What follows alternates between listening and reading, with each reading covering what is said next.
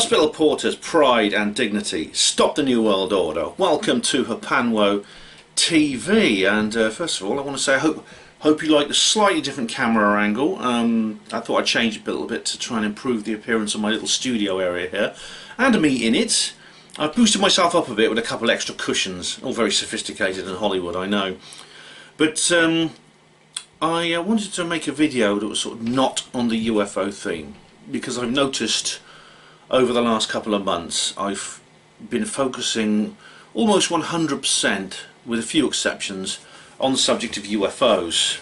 And my channel is not a UFO channel. It covers UFOs, but it's not just about that, it's about other things as well.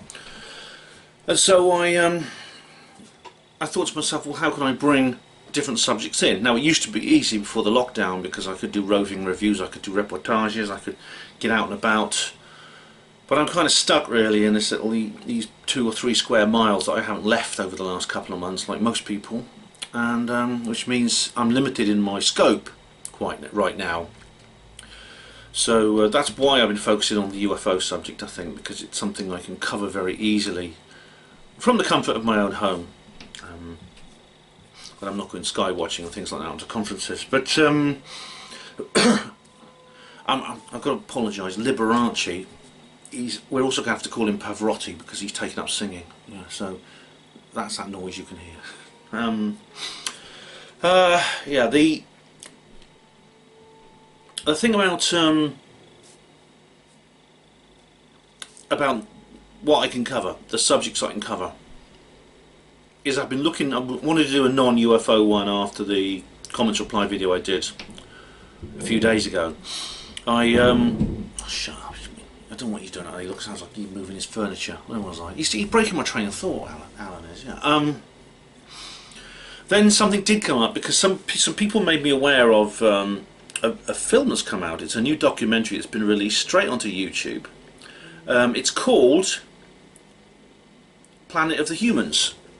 And so I thought I'd look into it, and they said it's pure. They say a pure Agenda 21 propaganda. So I thought, well, what I'll do is I'll give it a review. Now, giving these sorts of films reviews is always upsetting, because, as you know from my reportage of the Extinction Rebellion meeting I went to, I'm not immune from the kind of horror stories they tell. These kind of real life horror stories that they tell. It affects me too, even though I know a lot of it is fabricated. In fact, the primary thesis of the whole thing is a fabrication. It's a total sham. But I thought, okay, I'll give it a go. I will watch this film and I'll review it for you guys. And so that's what I'm doing. So Planet of the Humans was actually released on the 22nd of April of 1970, and that's actually the 50th anniversary of the first Earth Day, which is often thought of as the beginning of the modern environmental movement, that is street activism and things like that. It was you had the things such as concerts and protests and street demonstrations and things like that. So on the 50th anniversary, they decided to release this film. Now, this film is quite well known because of its association with Michael Moore. Michael Moore is actually the executive producer of this film, and he's also done an awful lot to promote it. Now, Michael Moore, of course, is an activist. He makes films. He's a political documentary filmmaker, and he's quite famous for his Fahrenheit 9/11, which was his opposition to the war on terror, which of course fell short of all the key issues involved in the war on terror. That is the fact that 9/11 was an inside job, and several other factors. So of course he is limited. He's limited himself in what he does, to the point where really he's not a credible opponent of the status quo. And indeed, it's kind of therefore kind of apt that he's involved in this, because it is on the surface Planet of the Humans is based on Planet of the Apes, which is quite a, well, you know, Planet of the Apes, of course, a second-rate sci-fi film series, and it's also to do with the ending, I think, which I'll talk about the ending in a little while, because it's quite upsetting, this film, in many ways. But again, this is something that appears to be a protest movie, and it addresses some real problems and some real things that are really wrong, but it does so in a way that is sinister and seems to divert from real solutions. Now they go into a bit of a history of the Earth Day. It goes back to several figures. Now, interestingly, the whole idea of climate change, that is carbon dioxide emissions causing warmth, can be traced back to a film by Frank Capra in 1958. He made a documentary. Now Frank Capra has come up before because he directed It's a Wonderful Life, this film that I've reviewed on this particular channel. I've reviewed it before, so it's interesting he did that. That apparently is where it can be traced to. There's a lady called Rachel Carson as well. Now she wrote a book called Silent Spring. Chilling, very, very chilling title, because it gives the idea that, you know, the planet comes out of winter and everyone expects insects to be buzzing and birds to singing, but it's all silent because they're all dead, you know. And that was protesting against the use of chemicals in agriculture and in the environment, and the effects of chemicals on the environment, things like that, which of course is all too well known now. There was apparently the director, a guy called Jeff Gibbs. He directed and wrote this film. His protest against environmental destruction is a massive, massive protest against the current environmental movement, and of course that's kind of what I do as well. As you know, if you look at the links in the description box, you'll see that I've attended several environmental events when, as you know, I am very critical of them. But his criticism is somewhat different. For example, he focuses on various renewable alternative energy sources. For example, he goes to this something called it's called the Solar Fringe Festival or something.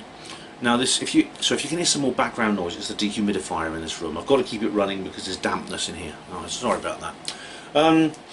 This is basically a kind of rock festival where everything was powered by solar energy. But he goes around the back and he suddenly sees there's like this diesel generator there, and he asks the engineers and he says, what's going on? And he says, oh, we keep it just for emergencies, just in case the solar power fails. He says, okay, fair enough. If the solar system breaks down, we'll switch on the emergency diesel. Well, then what happens is this emergency happens and they have to switch it on, but that emergency is simply some wet weather. The clouds come over, the rain starts falling, and then the solar panels don't work anymore. And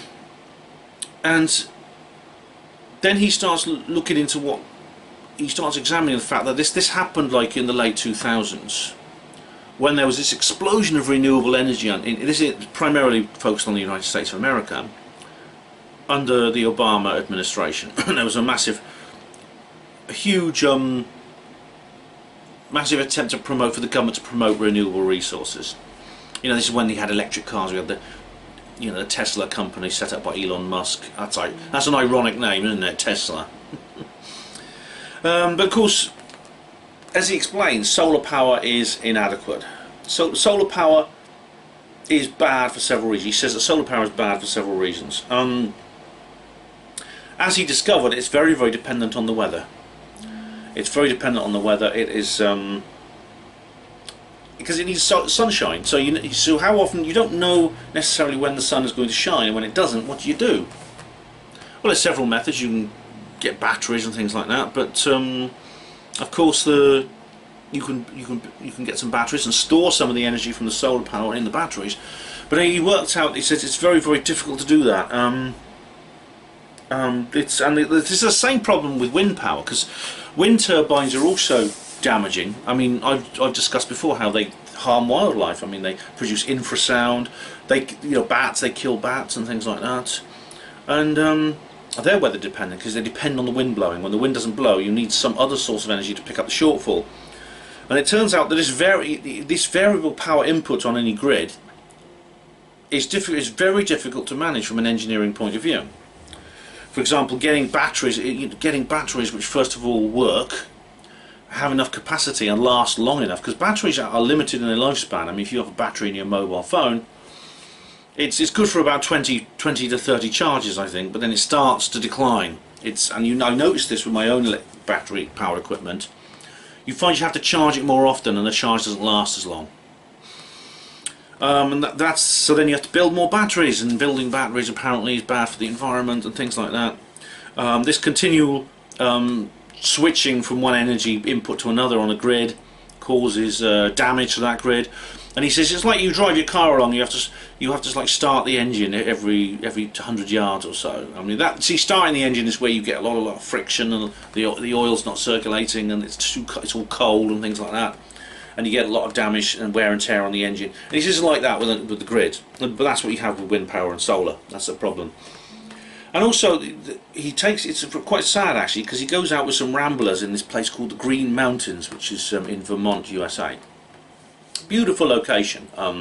It's near where Styx Hexenhammer comes from, so I do wonder if he's familiar with this.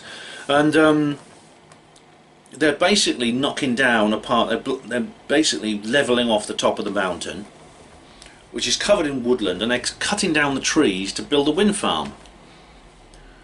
It's just incredible. It's just incredible that there's this contradiction between bringing in energy sources to save the environment, while this environmental destruction is this environmental destruction is the product of this renewable energy, this energy that's supposed to be energy friendly. There's all kinds of other. He gives several other examples. For example, there's quite a funny one actually. Is that apparently there's a zoo somewhere that said it would run its energy, get all its energy off elephant manure, and apparently you can create a biogas generator using elephant manure. But it turned out that the elephants don't produce enough manure to run this plant. So I think you would safely say you're a bit up shit creek there, aren't you? Literally. And so they have to plug everything into the national grid. It's like all these other things, like that solar festival. They had to have a diesel generator.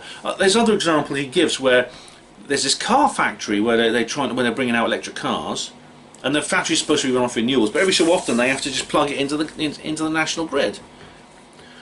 Oh, and the point is, I mean, and Richard Heinberg comes on. Now, he's come up before, hasn't he, Richard Heinberg? Because he's the guy who wrote this book called The Party's Over, Peak Oil, and things like that. He's the peak oil guy. He comes up in this particular documentary. But and he makes the point that a lot of these renewables are simply fossil fuel in disguise. They've simply taken fossil fuels and they've disguised them by making them run another system that looks more environmentally friendly. He makes the point that you have to. It's kind of cosmetic. For example, there's this whole section in the film about how you make solar panels. They look quite simple, don't they? They look very simple things. They have it's like these glass panels with these solar cells inside, and this generates electricity and things like that. But they need a lot of very rare minerals, including a special kind of quartz. Now you can only mine that in certain places, and it has to be mixed with coal, and this has to be melted. And the products of this are various toxic chemicals. Now they mention carbon dioxide. Creating solar panels means you have to generate carbon dioxide and put it in the atmosphere. Now, you know my opinions on climate change and carbon dioxide, but it's just, I still find that ironic that if you do believe that man-made emissions of carbon dioxide cause climate change, then surely that contradiction is not lost on you. And the fact is that the quartz mining and solar cell production using quartz and coal, it's actually it's not just the carbon dioxide, it's other toxic chemicals that are produced. And these are things I'm concerned of, because these are put into the atmosphere. It's really ironic that some of these quartz mining and solar cell production facilities, they have an acid rain license because of the sulfur dioxide they emit. And of course, what comes up again and again is that they claim that the shortfall in this renewable energy production is picked up by what they call natural gas energy sources. Whenever you hear that, natural gas, they're referring to fracking. And we know what that means, don't we? You know what fracking means. We know how devastating that is. You've seen there's things by Ian R. Crane and some other things. Ian of course has been sick lately. He seems to be better, and I hope his recovery continues, by the way, because he's a great guy, he really is.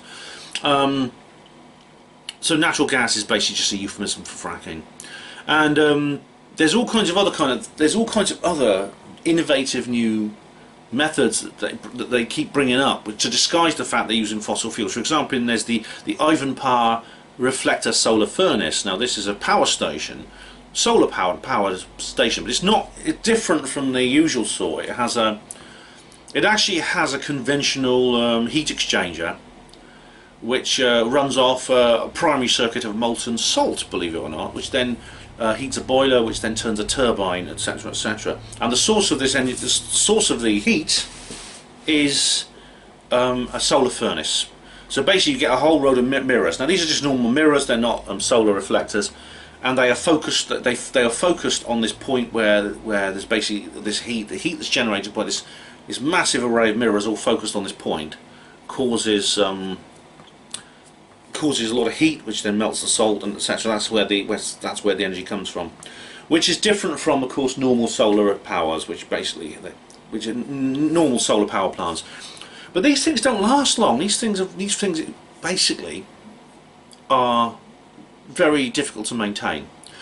Solar panels last just a few years and they have to be replaced. Wind farms are complicated machineries. You're basically looking at a massive, great big turbine. It's basically a great big turbine connected to a huge dynamo. There's a lot of moving parts in there. The technicians are always going to have to go around there and fix little things here and there. There's a lot of man hours there, and they often need a fossil fuel auxiliary system to start them up. Indeed, the Ivanpah reflector has basically a natural gas fired startup system, and they have to run it for 4 hours every day. That has an acid rain license as well. Same with Elon Musk's Giga plant, which is this supposedly renewable run factory where he produces the Tesla cars. Getting hold of the minerals to produce a lot of these things involves environmental destruction. You have to have some of it involves strip mining and quarrying. Sometimes in very, very poor countries where there are terrible labour practices, where labour is very cheap, where the workforce is abused. It generates poverty, basically, in some of the most vulnerable places on Earth. And it's also like there was a big scandal when they built the Ivanpah facility, because they had to clear like about 7 square miles of desert. And everyone thinks desert's just desert. It's basically wasteland. It's basically ripe for sacrifice because nothing lives there. But things do live in the desert, including some very rare plants such as the Joshua tree. And that doesn't refer to the U2 album, it refers to an actual tree, which is a desert succulent. And the yucca. Now there are yucca trees there that are 500 years old. And they've lived all those years and years, and these bulldozers just come up and they just uproot them and just shred them into bits. And indeed, the producer, and there's this guy called Ozzy Zena, who's like the producer, and he's like the co-host along with Jeff Gibbs. They go to the Daggett facility, which apparently was the first ever solar-powered solar energy gathering station in the United States. It was set up in the 60s, I think. It's gone, and basically it's been taken over by desert. There's just desert sand blowing over it now, because the solar panels failed, as they do after a few years, and they couldn't be replaced. To replace them involves an awful lot of energy. That energy has to come from a conventional source, coal or natural gas, fracking. And so that is what the thesis of this entire documentary is. That renewable energy sources is simply an illusion. It's simply a way of covering up the truth, quote unquote, of environmental destruction. The fact that energy consumption by civilization is destructive, and it is being, rather than just burning the fossil fuels directly, that is filling filling the air with toxic fumes, or CO2 if you believe that sort of thing, and you know, cutting down woods to build power stations and killing miners in accidents and things like that. Rather than just doing that directly, they sort of like, they've outsourced it to something that looks nice. And so people can then fool themselves into thinking they're saving the planet. And then the truth is, I mean, he goes through a list of things here that I've covered before. I mean, I'm not going to go into details because the details are in the links in the description box, but I will cover them. I will cover them briefly here, and you can check out the details in the description box if you haven't done so already, but I do cover these in other places. That is fish death. That is the fact that fishing the oceans has caused the ocean, that basically the biosphere of the ocean decreased by 50% in the last century. Half of all sea creatures are dead. Agricultural land has shrunk. Topsoil erosion is a terrible problem. There's a new dust bowl coming. Fresh water. Rivers are drying up. I mean, the River Colorado, which runs from the Hoover Dam, which of course is a huge hydroelectric plant, was set up in the 1930s. That's one of the biggest structures on Earth, actually. The reservoir from which it derives its power never gets more than half full now. It's incredible, and so its own capacity has dropped, and that's because the Colorado River is also used to irrigate land and also to supply growing cities such as Phoenix in Arizona and other places, Las Vegas in Nevada. Because these cities have grown up in built up in very dry environments. If you want to know what Las Vegas is, a huge city, but if Las Vegas wasn't there, what do you think that land would look like? It would look like the area around Area 51, desert. You've seen Rachel, Nevada, and places like that, these little places. There shouldn't be a big city there. There wouldn't be if they weren't draining water out of the River Colorado. And there's many other examples of that around the world. I mean, the worst offender is Russia, actually, because I know in the 1930s they actually basically built a whole array of cities in parts of Russia, Kazakhstan and the Caucasus region. This was in the Soviet era. It was under Joseph Stalin, who's not known for his gentility towards the natural world or anything else. So Stalin ordered the creation of these cities. They drained the Aral Sea, which is a huge freshwater inland sea, basically a lake. They drained it to basically for water to put into these cities. It's literally only in the last 10 years or so that that has changed. Because I think Putin I think is am I being controversial by saying that Vladimir Putin is a better ruler for Russia than Joseph Stalin? I think I'm not being controversial when I say that. Does anyone seriously disagree with that? If so, leave your abuse in the comments section. Now, Putin has actually got a different idea. Now the Aral Sea started to refill again for the first time in like ages, but of course the environment of it's been killed stone dead.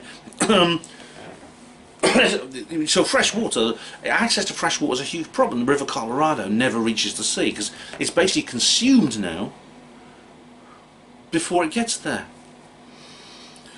And he says this, the truth is, we are looking at a planet, we're looking at the limits of human civilization. We're looking at the planetary limits of human civilization. Yeah, there's this sinister moment, there's very sinister music.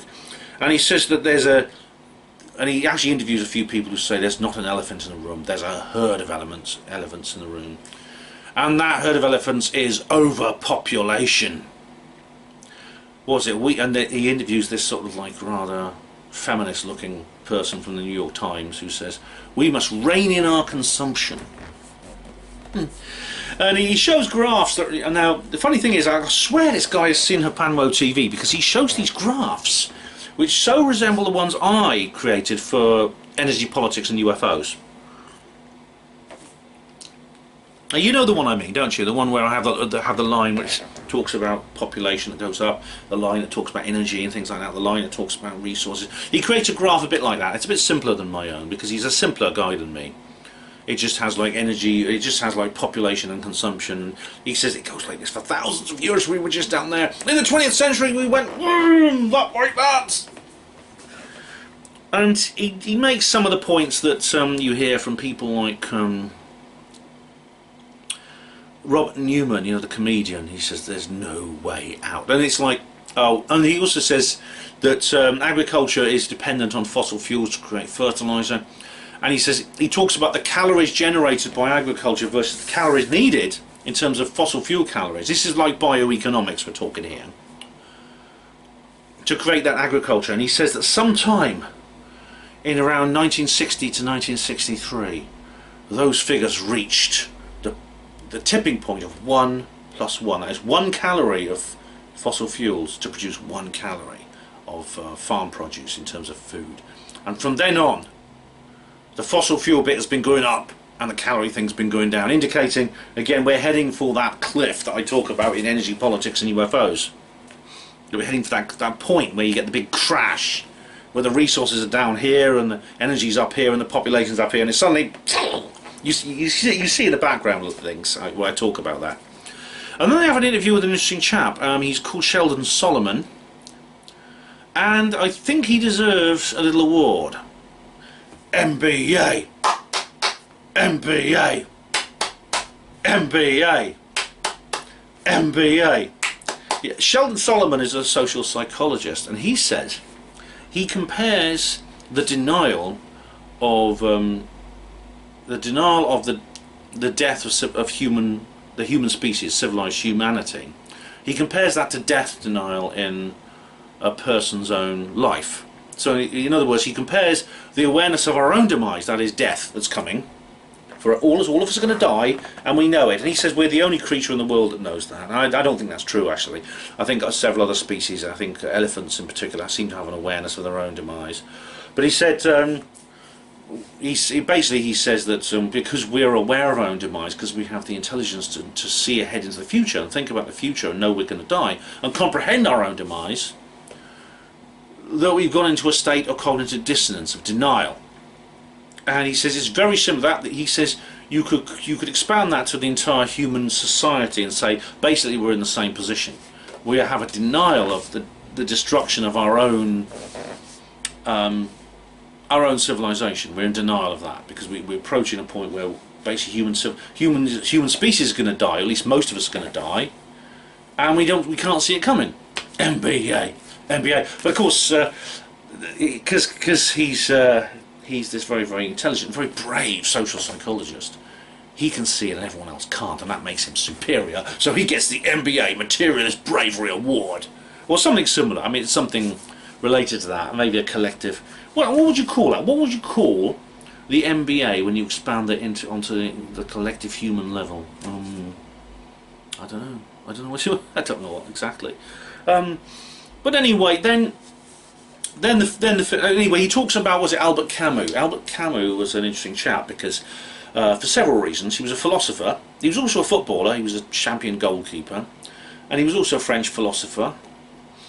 And he says if you can cope with death awareness, everything else just falls into place. Death awareness is the one challenge that all humans have to cope with. So I think Albert Camus was after his MBA too. I don't know whether to award one to him or not, because I'll have to wait and see.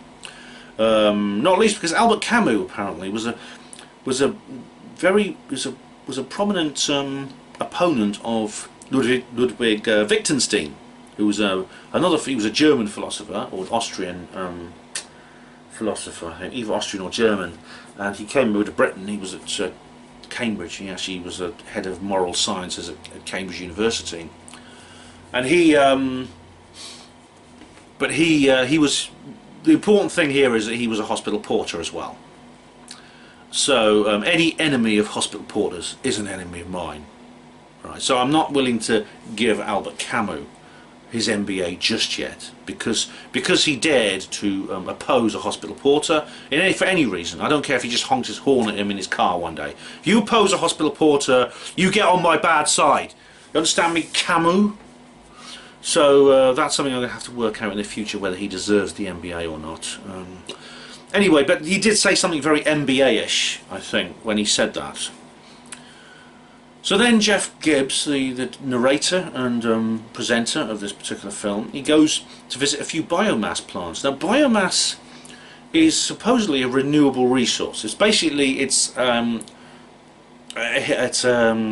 conventional heat exchanger power generation method, But the source of heat is burning, but it doesn't burn coal, it doesn't burn natural gas, although it turns out it does actually. Again, it has an auxiliary system, like those solar panel and wind power things. He reveals that it has an auxiliary system based on natural gas and coal-fired sources. But the point is that even if you take that auxiliary system away and make it 100% biomass fueled, what is the biomass? Well, the biomass is primarily wood. And where does wood come from? It comes from trees. And I think they like to present themselves as saying we're just using like waste biomass, and it turns out, what is waste biomass? It turns out it's simply forests that don't belong to logging companies which want to fell trees for other reasons. And so they just cut down the trees that everyone else doesn't want to cut down. And sometimes they have to, they actually, it turns out, right, they turn it into wood chips, and they say they're burning wood chips, and you get this idea that it's like, oh, they probably buy them in like sacks of like £20 sacks from a garden centre, you know, wood chips, because you can buy wood chips to put in your garden, you know, on your garden path, things like that. So that's very environmentally friendly. I don't do any harm, do I, when I buy wood chips to put in my garden? Yes, because you're buying a £20 bag of wood chips, which you just carry with you, okay? Now, you can't fuel a power station on that amount of wood chips. You need thousands of times more, which means they're basically just clearing forests and putting into these biomass they're putting into these biomass generators. And you know what, they sometimes they can't get the temperature of the furnace, like the furnace which actually heats the boiler, they can't get it high enough. So it's rather like the Inverpower solar furnace. They can't get it high enough using just wood chips, especially when they're just switching it on, when they're starting it up after maintenance or something. Which means, what do they put in there? Well, they don't use natural gas all the time. They sometimes do, but some of them actually put other things in there, such as tyres and plastics and even rubbish. And that causes terrible problems. I mean, people in the local area, they complain about terrible smells coming from the biomass power station at certain points. And you know, this is like really causing terrible problems. Like, people start feeling sick. Little kids are getting like coughs and things like that. They're getting asthmas growing in these areas because they're not just burning wood; they're burning other things. And they burn rubbish and well. Like, this is basically stuff that doesn't go into the recycling bin, goes into landfill. Then now some power stations are now burning it, and that includes anything. Basically, all the stuff you throw away, which could be anything, including things that release toxic fumes. So, I mean, I don't know. This guy, I was expecting him to start saying something about nuclear power.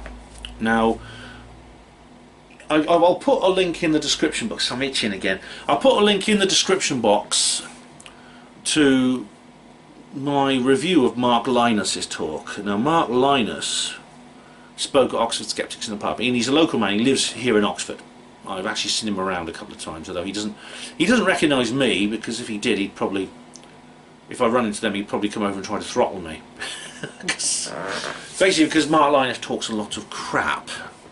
In fact, you could take what Mark Linus talks, and you'd probably supplement the elephant dung in that zoo. But I did review his talk. But he's in this thing called Pandora's Promise. Now, Pandora's Promise is a documentary, which I also will have to review. But I'll have to review it another time. But I did review this thing, which is a bit similar, and I can't remember which one it was. I think it might have even been a live talk by Linus at the Rosehill and Iffley Low Carbon Hub meeting. I don't know if you remember the ones I went to, where I reviewed various things that they did at their meetings. I think I did 2 of those, or 3, at the Rosehill Iffley Low Carbon Hub. I had to wear my disguise for that one because I'm getting too well known, you know. But basically, he says the answer is nuclear power, and George Monbiot joined in. You know, George Monbiot, and they said he wrote this article for, you guessed it, The Guardian, saying how I learned to stop worrying and love nuclear power, which of course is a play on the subtitle of Dr. Strangelove by Stanley Kubrick. So, but they didn't Funny enough, this film doesn't go into nuclear power, doesn't mention nuclear power at all. It seems to take a neutral stance on it. But I know that Linus and Monbiot are basically saying nuclear power is the solution. And of course, to answer that, I'm going to have to do an entire video. I'm going to have to, another video. But then he covers these university protests, because there's these protesters at the university. Oh, students! Oh, goodness me! Students really are the problem people, aren't they?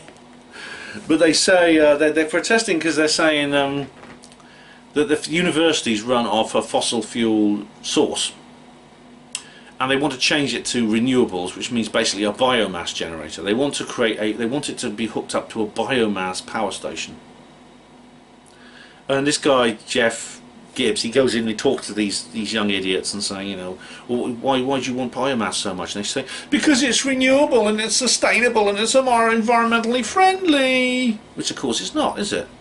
The same goes for biofuels. Now, Richard Branson's gone into all this, hasn't he? And you can trust Branson to be on the forefront of any harebrained bloody globalist scheme. Ethanol. Now, the ethanol is a form of naturally produced hydrocarbon, and it can be produced from sugarcane as well as many other sources, and a lot of sugarcane comes from Brazil. So Brazil is a massive exporter of ethanol, and indeed they actually produce a lot of ethanol fuel themselves, and you used to be able to buy cars which run off ethanol in Brazil. I don't know if you still can, but it was called Alcool, Alcool.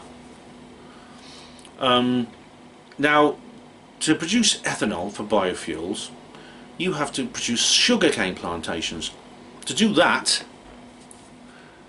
you've got to cut down the Amazon jungle. And we know all about that. We've seen what I don't have to go any further, do I? Brazil, like, is exporting this ethanol. Now, if you wanted to produce more, if people go ethanol and they go for biofuels, sure, it doesn't pollute the same way that coal does, or indeed natural gas. It releases CO2, but I don't care. I mean, CO2 is not a problem, I think, as you know. And people who do think CO2 is a problem, they say things, well, at least it produces less CO2 than coal. And this is one of the reasons that some environmentalists are now going for fracking. They say they know fracking is dangerous, but it produces only 23% of the CO2 of coal, so we have to use fracking until we can switch to a renewable grid. So, ethanol is bloody awful what it does. It's you have to cut down forests. There's recently been a big scandal because this company bought up a load of rainforest to produce sugarcane for the ethanol exports in Brazil. And the local tribesmen, the indigenous population, the Amazon Indians, they just said, we refuse to move out. This is our home. This has been our homeland for 5,000 years, and we're not moving out. And so the company basically got the heavies in. They got the security forces in with their bulldozers and their chains, and they basically moved in and they basically evicted these people by force. They put them in the handcuffs and they dragged them out of. And it's really sad to see these people who live in a traditional Amazon Indian lifestyle in harmony with nature, and they've basically been dragged out. Their huts have been burnt down. They've been offered accommodation in the cities where they'll get some slave labour job on a 0 hours contract. But you know, it's rather like the Dongria Khons in India. If you remember, I did a video about that, or I might have wrote an article on Panwo Voice about that. But it's very similar. They just destroy this environment. This not only this treasure house of nature, but the treasure house of human nature as well. But you see, biomass is now the biggest renewable. It's like it makes up over more than 90% of renewable energy in some countries. But it's destructive. It's destructive. And of course, fracking. What more do I need to say about fracking? Just watch Ian R. Crane stuff. Watch his Voices from the Gas Fields, which is his documentary about fracking in Australia, about the devastation it's caused. Watch Gaslands, which is another one. Split Estate. These are two very good documentaries and very upsetting documentaries about fracking. And of course, they're trying to bring fracking into Britain, aren't they? And thanks to people like Ian, they're trying to put a stop to it.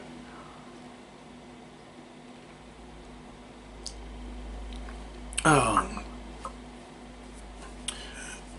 And funnily enough, like he interviews Vedanta Shiva, who is like an Indian lady who is an environmentalist. Now, I don't know an awful lot about her, except she runs this thing called the Jivika Trust, and I think she's been called a racist at some point because she actually advocated for. She said something like that the future for India, her home country, is to develop a modern society which is based on its fundamental traditional cultures. Now that's a bit dodgy when you start saying things like that in this world, because if she starts saying that about India, you know, it's possible that people in Europe might start saying that about our countries, and before you know it, you know, there's placards and, you know, purple-haired people outside your house. So she got in a bit of trouble saying that, but she seems to understand this. She seems to understand the problem with biomass and a lot of the other renewable stuff. And of course, what this guy then says, Jeff Gibbs, he says that the whole thing is basically a big scam for profit, which has basically been bought up by billionaires. He like shows you a few of these billionaires, and he says they're like investing in renewable resources. I mean, Al Gore is the classic one. There's lots of shots of Al Gore, though he didn't get an interview. But Jeremy Grantham apparently is one of these billionaires who's a big player in renewable energy, things like that. And Richard Branson, of course, now he's pretty controversial because he has got in on the biofuel industry, and he's actually developed he's with some scientists. He's developed a biofuel for jet aircraft, and he very proudly says, you know, one of my planes travelled all the way from London to New York on biofuels and things like that." And he's trying to get he's trying to get a contract with the U.S. Department of Defense to run its ships of the U.S. Navy and aircraft on biofuels and things like that.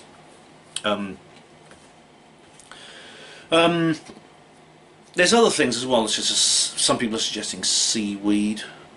What was it? Oh, it was bloody Jonathan Pye did like a comedy sketch about seaweed. I can't remember if that was something to do with it, because Jonathan Pye is a very funny guy. He's a very funny comedian, but he's into all this sort of thing in environmental stuff. Now I remember watching a program about, or was it in a book, talking about kelp. Now kelp is an edible seaweed. You can actually buy it, and I think the Japanese eat a lot of it.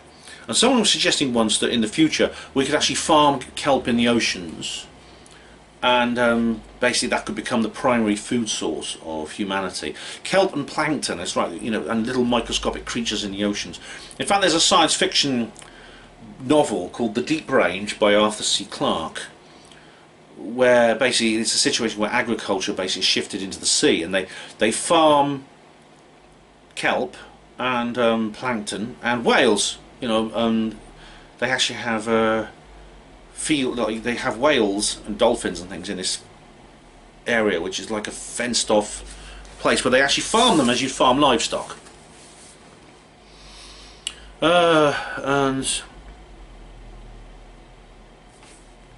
And he says that, and essentially he laments, this guy Jeff Gibbs, that capitalism essentially, again, this is the anti-capitalist thing.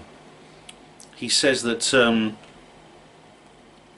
we're destroying the planet because we're bringing in, what's happening is we're switching from big giant capitalist corporations running traditional fossil fuel industries to the same big giant capitalist corporations running renewable resources, which is just the same thing under another name. It's equally environmentally destructive, or worse.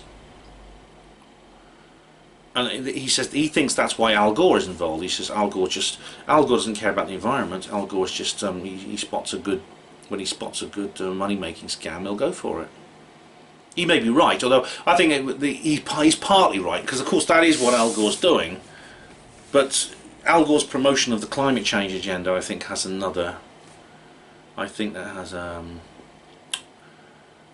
another motive, shall we say, which I'll come into in a minute. But so he says that the final scene of the film is where he says we have to understand that these billionaires are not our friends. They don't care about the planet. They're just fooling you. We have to understand that infinite economic growth cannot go on forever. Less is more. I think this is one of these buzzwords you often hear. Less is more. I think Greta talks about that and things, and says these things. I think this film was made in collaboration with Extinction Rebellion. It was certainly supported by Extinction Rebellion. They endorsed it, I think. There's interviews with the founders of Extinction Rebellion,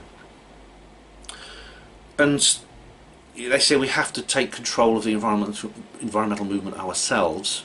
He doesn't actually say what ourselves actually involves, but he just says we have to take control of it ourselves and not give it over to these capitalist billionaires. I mean, when he says capitalist, he means state corporate feudalism, but I mean that's something I'll come on to. The final scene is heartrending because, again, it's called Planet of the Humans, and this is an adaptation of the title of the film Planet of the Apes, which is a famous science fiction movie or series of movies, which I can't say I'm a big fan of those movies, but they're quite well known. And what you see is they go to Borneo. There's a shot of Borneo in Indonesia where basically a whole load of forest has been cut down. And it doesn't say why it's been cut down, doesn't say, but it's just generally, I think this is generally the emotional moment to shock and upset people, to get them behind this agenda that he has in this film, which of course the environmental movement is very good at. I mean, it's funny, you know, because I was watching a video yesterday, and it's top 10 banned adverts in the UK. These are adverts on TV which have been banned because of their nature, because of their content, which is upsetting and disturbing and things like that. Most of them are ads for charities. I think the environmental movement is similar, like charities. They can put us into an emotional state where we are malleable and we're able to be used. Now, I'm not going to pretend there's not a real reason to get emotional about this, because in this scene they show bulldozers cutting the trees down in Borneo in Indonesia, and there's these orangutans, these apes, and they're sort of like running away, and they're looking on with horror as these bulldozers just tear the trees down, which is their home. This jungle is their home. And after the bulldozer's gone and they've taken the timber away, these poor orangutans, they actually come back and they wander around this wasteland, this devastated wasteland, which used to be their home.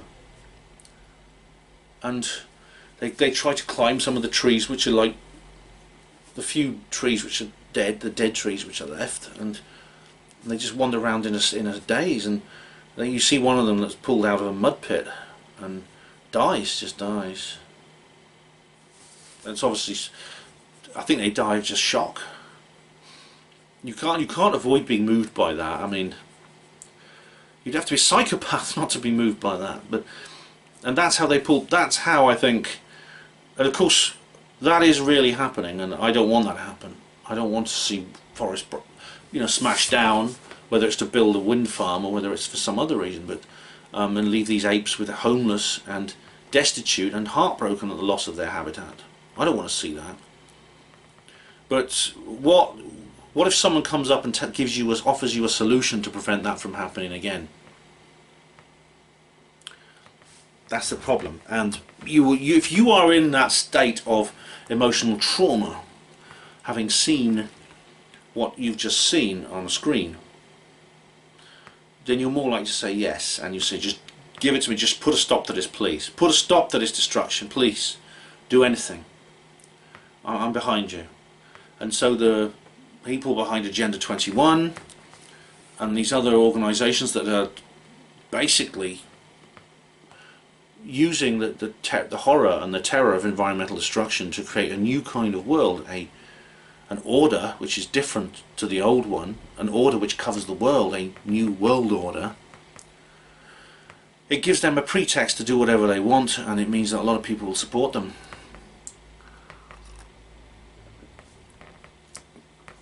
And I cover this in the background links as well. But this is not talked about in detail in this particular film, Planet of the Humans. But what's the solution to overpopulation? If it's simply the limits of growth, it's consumption, there's too many people. He sort of asks these people, what's the one question you never want to answer? And they say, there's too many people in the world, or things like that. He gets these people like Heinberg and the others to sort of like admit it. that it's this herd of elephants in the room.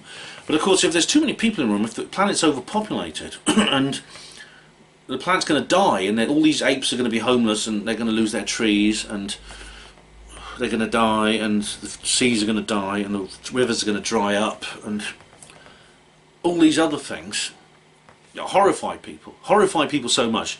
And I mean, when I'm looking at people who've been horrified by this into a state of trauma where they become malleable, I'm thinking of Greta Thunberg.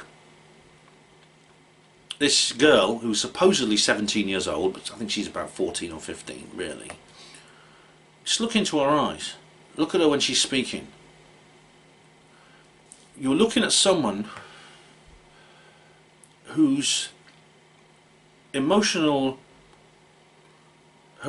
psychology has been completely and utterly subverted and abused. What's been done to Greta Thunberg is, I think, psychological abuse. It's like child abuse. It is a form of child abuse. I mean, when you think of child abuse, you think of Jimmy Savile, you think of sexual abuse. That's not the only type. There are other forms of child abuse which are equally bad.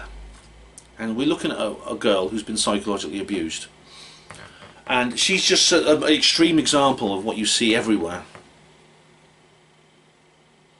in all people. And I think the extreme example, there's older people who are like that as well. And there's a guy called Guy McPherson. Now he's an uplifting chump, isn't he? Have you ever seen Guy McPherson? Vinnie Eastwood interviewed that guy. It was so funny because like Vinnie can make like a joke out of anything. And well, Guy McPherson is very interesting because he describes himself as a climate change denier, but not of the kind you think. Now, Guy McPherson thinks that there's a big conspiracy to suppress the truth about climate change. Oops, sorry. But it's of course that's what I think. But he doesn't believe that the conspiracy among climate scientists is to pretend that climate change is happening when it's not. He thinks the conspiracy is that climate change is real, but it's far worse than everyone thinks. And that basically the climatologists around the world have a tacit, sort of underhand, unspoken agreement not to tell people how bad it really is. Because as far as Guy McPherson is concerned, the Earth is doomed. And he's part of this doomism, this doomer cult, as it's called. And he goes around the world doing lectures where he says basically we're all going to die and the Earth's going to die. He says the polar ice cap's going to melt within 5 years. He says. But funnily enough, he first said that in 2008, and it was 5 years after 2008. It's now how many years? It's now 12 years after 2008. The polar caps are still there, but we don't ask these questions. But his point is that he's basically, it's like this guy who wrote this book Requiem for a Species. He's basically said there's no point anymore. It's too late. We've given up. He's basically given up and surrendered to the fact that we're all going to die. Now, if you're that extreme, if you're that nihilistic, it must be a horrible, horrible way to live. To me, it's not a life at all. It's like a living death. These people are essentially environmental MGTOWs. I think that's a good phrase, isn't it? That's a good phrase to describe these people, environmental MGTOWs. To live like that, to live with the horror of it, without hope, is just. I couldn't live like that. I think I'd have to commit suicide if I really thought that. And funnily enough, Planet of the Humans has been harshly criticised from mainstream environmentalism. They say they misrepresent things such as the engineering details of the sustainable of the renewable electric grid and things like that, and several other things. But whether they do or not, there's still this underlying odour of desperation. They're saying we need a new world order to save the planet. We need Agenda 21 and all these other things to save the planet. So, whether it's this or whether it's Pandora's Promise, or a lot of these environmental documentaries serve that purpose. They serve that purpose. They serve the purpose of putting people in a state of mind where they can justify the most horrible actions Or was it Mayor Hillman says? Again, I'll put a link in the description box to that. Dr. Mayor Hillman said, do we appeal to, I'm paraphrasing now, do we appeal to the democratic process which so far has failed, or do we say, no, these changes have to be made whether we like it or not, or we'll hand over a dying planet to future generations? In other words, a state of emergency to save the planet. A state of emergency. Temporary, of course. And James Lovelock, the Gaia hypothesis guy, he said something similar. Again, I cover this in detail in the background links in the description box. So the plan is for a world with a greatly reduced population, as it says on the Georgia Guidestones, 500 million maximum, which is basically about 10% or even less than what we have now. So how do you reduce the population to a 10% of what it is now? You have to kill people. It's that simple. You can't just ask them not to have children.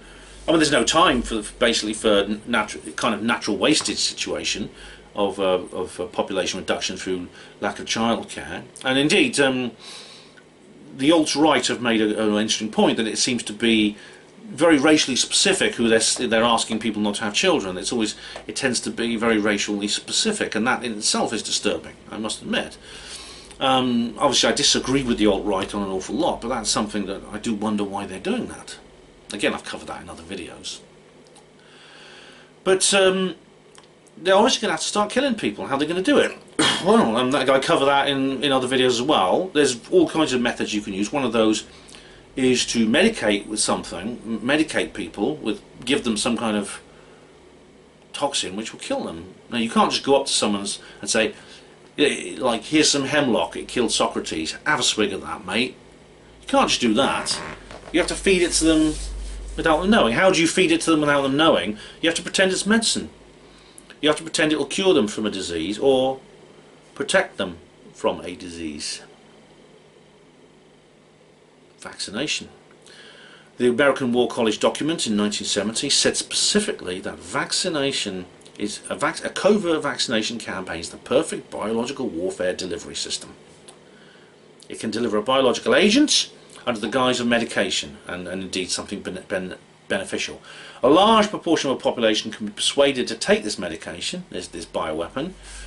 It can be administered by people who mean well, like doctors and nurses, who don't know what they're actually giving people. And again, I cover this in my Zombies talk. Dr. Lynn Horowitz in Lies We Trust, the CIA, Hollywood and Bioterrorism. I recommend that documentary very much. So, interesting. So, well, we're in a situation now. I know a lot of people are asking me to cover this subject. I will do it in detail in a future video, but to say this much so far, we have a certain Mr. Gates talking about a vaccine against the coronavirus, which he wants an awful lot of people to take, because you don't want to, you're staying home and stay home, save lives. What's that? When's that going to become get jabbed, save lives? You want to save lives, don't you? You don't want to be a killer, do you? There's all kinds of ways of doing these sort of things. And so we must be aware of this plan, this psychological warfare attack we're being subjected to. And films like Planet of the Humans, whether the producer and director and writer Jeff Gibbs, and well, I don't know about Michael Moore, but I mean, the guy Jeff Gibbs seems to be a sincere chap. They probably don't realise it, that their production is being used in this way. They probably mean what they say, but they've been fed the ingredients, and they didn't just bake the cake. The ingredients are fed to them by people who, like Mark Linus. I mean, Mark Linus is another example, George Monbiot, and I'll review the film Pandora's Promise at another time. But the truth of the matter is,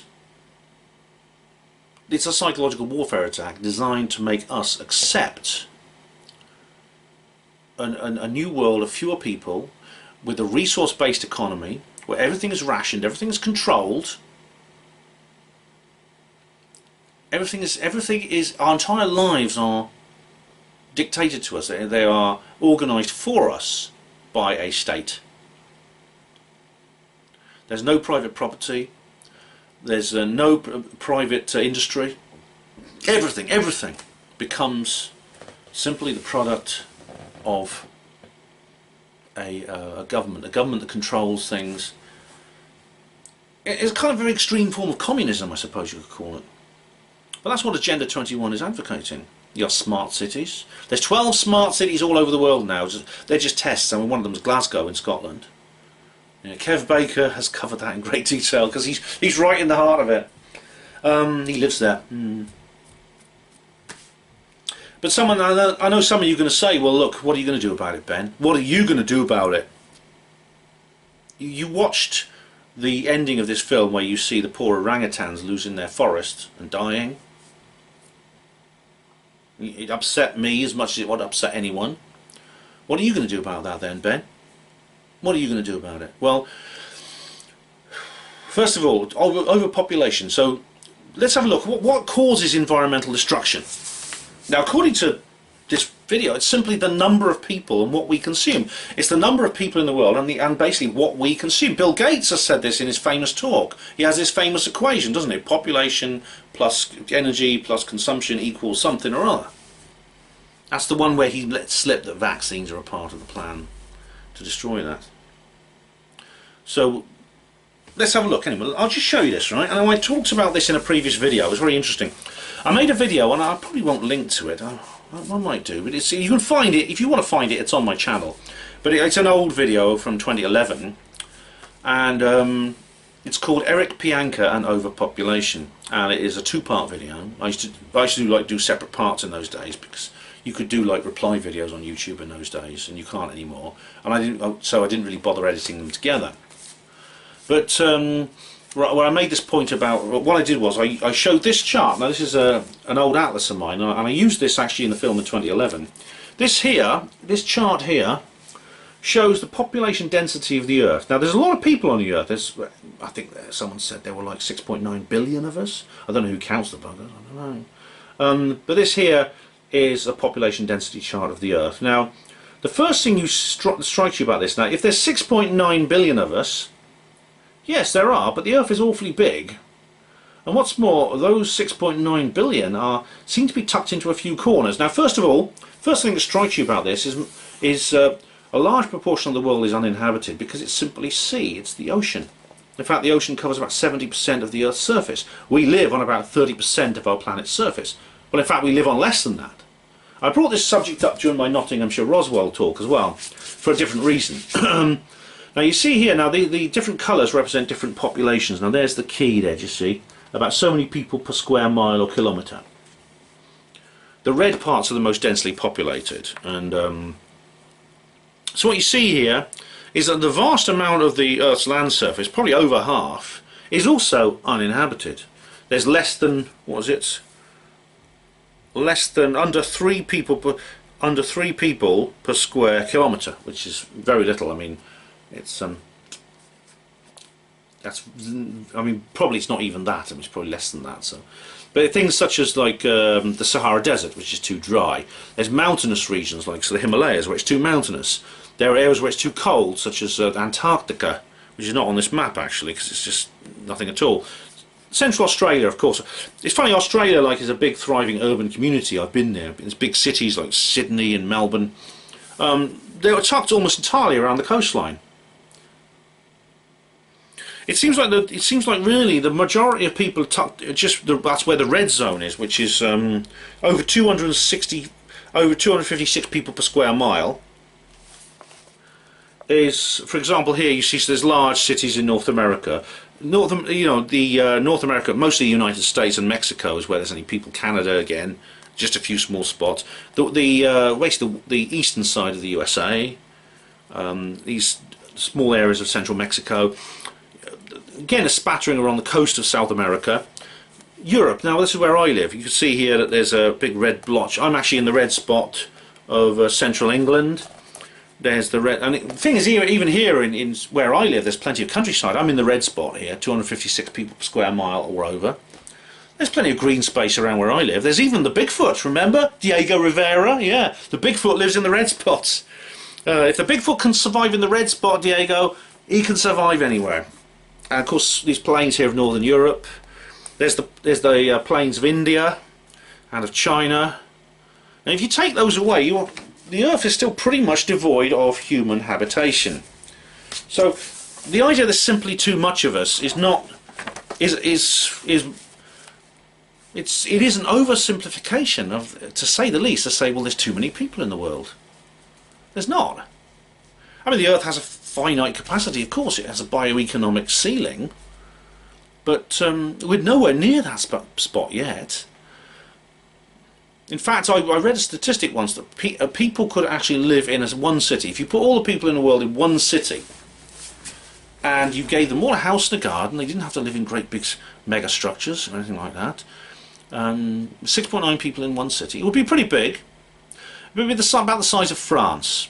If you did put people into like a walled mega city, or like even like high-rise buildings, for example, like you get in the Kowloon walled city, which was a place in China, which is said to be the most densely populated in the world, you could get everyone into that with the densities of that. That used to be the most densely populated. I think the Kowloon walled city's gone now. But it was in Hong Kong, China, where they had like massive buildings and everyone was tucked in really tight together. It'd be about the size of North Yorkshire.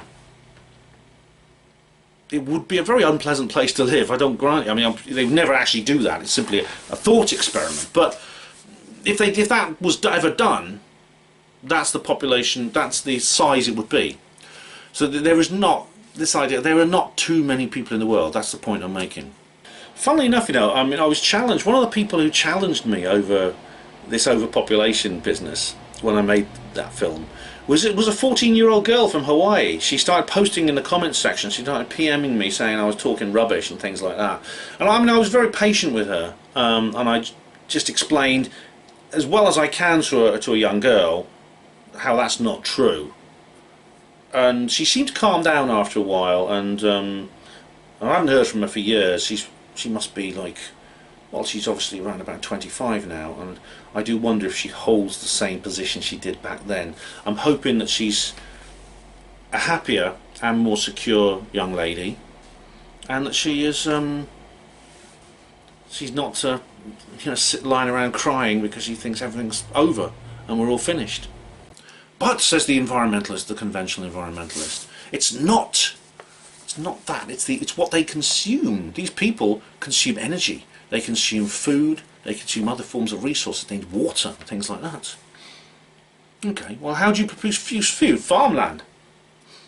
What do you need for farm? You need fertile soil. Well, what about terra preta?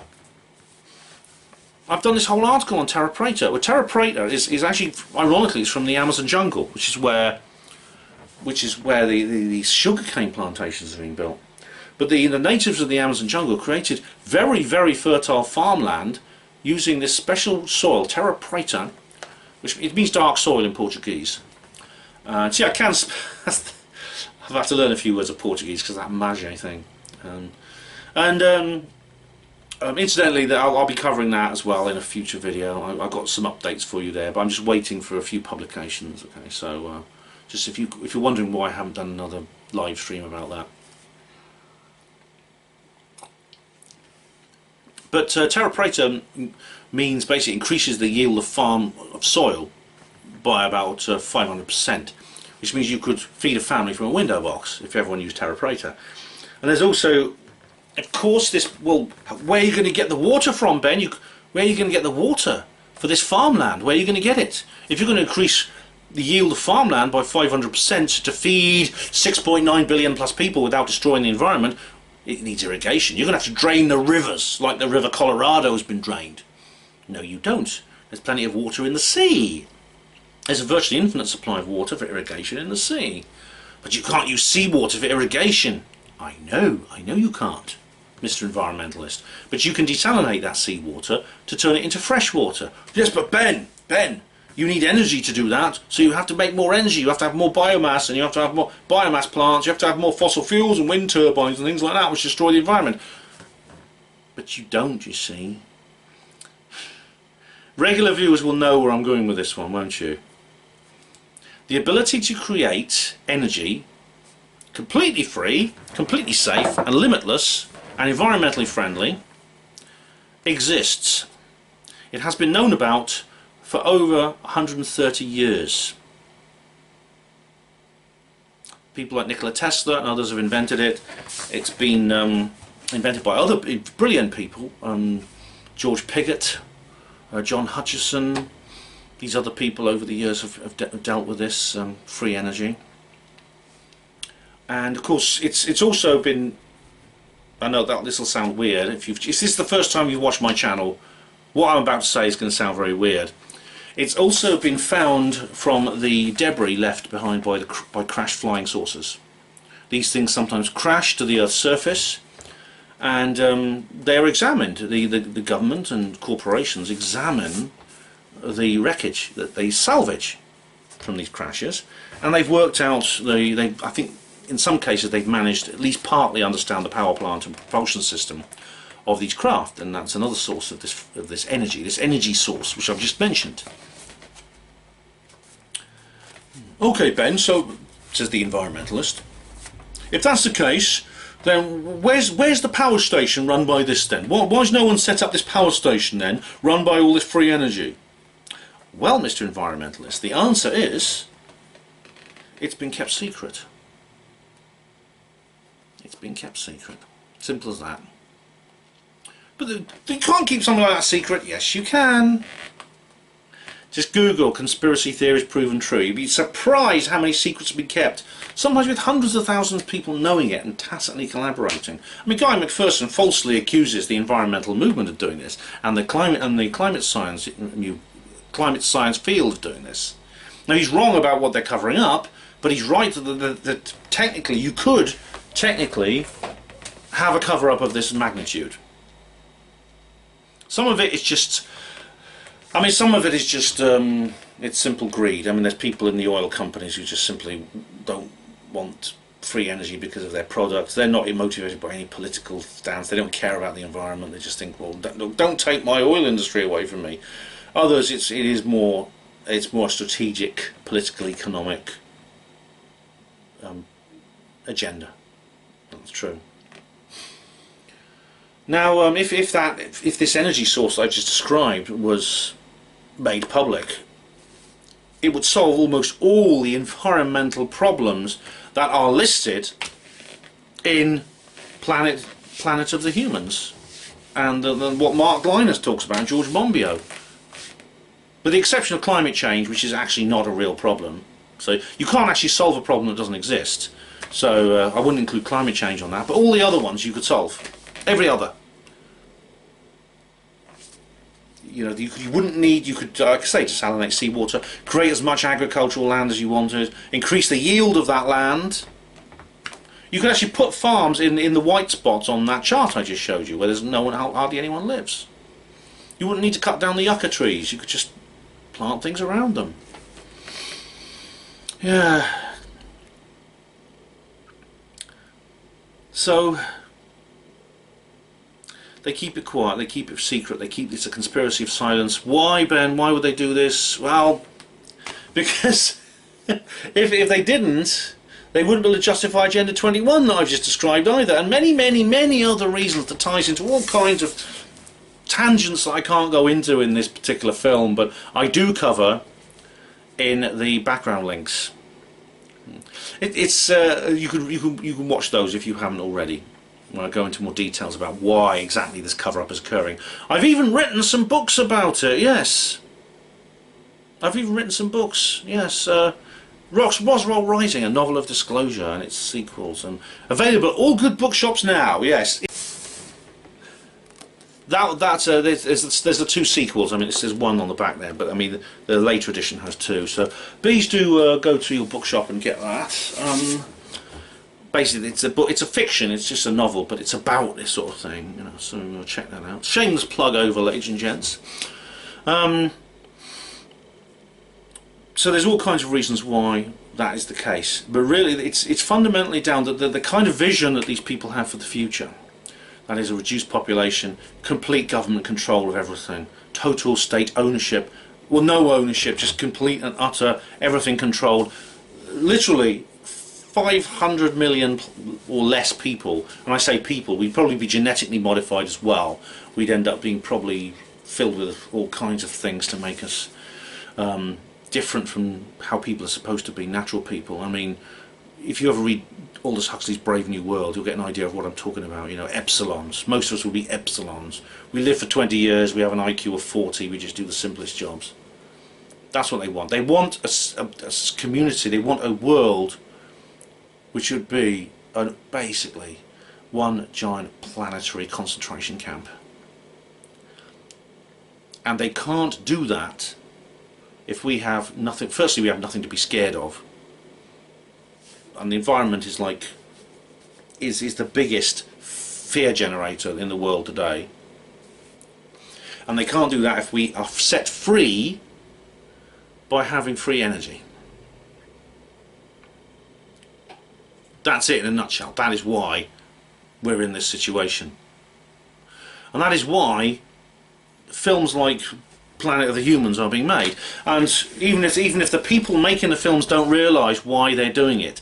Because Jeff Gibbs, and possibly Michael Moore as well, and Ozzy Zena, whatever he's called, the other guy who made this, the other producer, they may possibly be as much traumatised and psychological warfare victims as Greta Thunberg, although they're older and more mature and they express it in a slightly more sophisticated way because they're not some terrified little girl, but they're still terrified and they're still desperate and they're still in a state of future shock, as it's called, where you see nothing ahead of you but doom and gloom.